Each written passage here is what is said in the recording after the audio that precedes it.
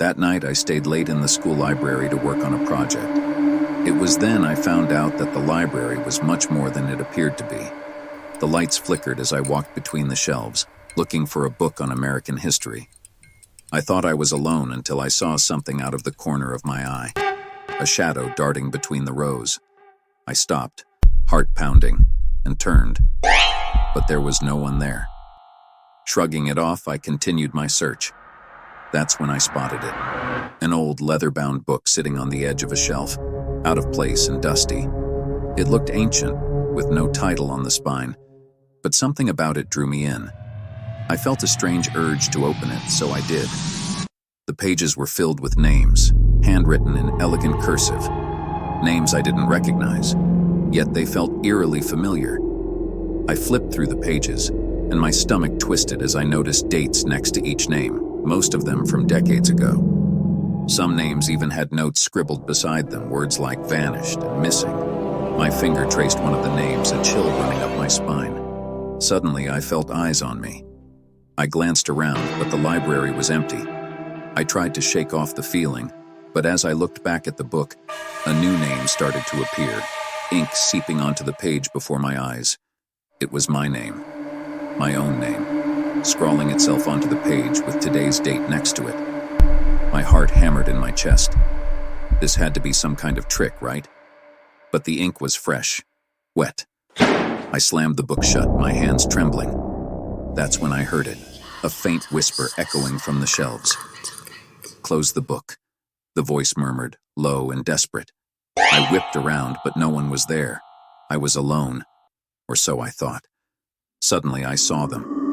Figures, hazy and transparent, beginning to materialize between the shelves, their faces pale and hollow, eyes vacant. The ghostly figures moved slowly, some with empty gazes, others watching me with intensity.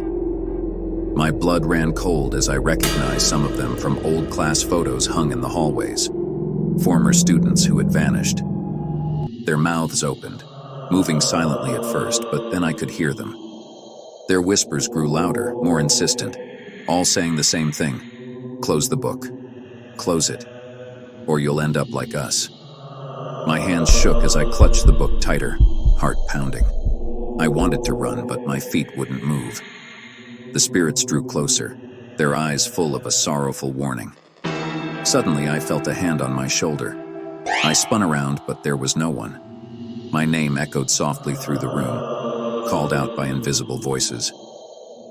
The air grew cold, each breath visible as mist in front of me.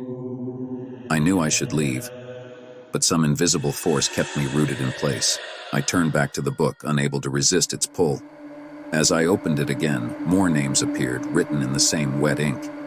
They were all students I knew, my friends, kids who hadn't gone missing. Yet, my mind raced. Was this book predicting their disappearances? A sick feeling twisted in my stomach. I tried to close the book, but my hands wouldn't obey. It was like I was under a spell, bound to keep reading. The whispers turned to pleading cries, begging me to stop. One voice, clearer than the others, spoke directly to me. "If you don't close it, you'll disappear too."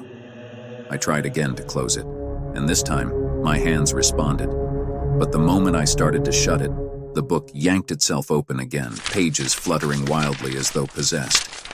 The library lights flickered, casting shadows that danced across the walls, growing darker and darker. Then I saw her. A girl with hollow eyes and a vacant expression, standing directly in front of me. Her mouth opened and she spoke without moving her lips. "Close it, or you'll stay with us. Forever." Her face twisted into a look of terror, her hand reaching out toward me. I staggered back, but as I did, the floor seemed to stretch, elongating the aisle until the exit was impossibly far away. The library walls began to close in, shadows lengthening, merging with the spirits that seemed to grow more solid with each second.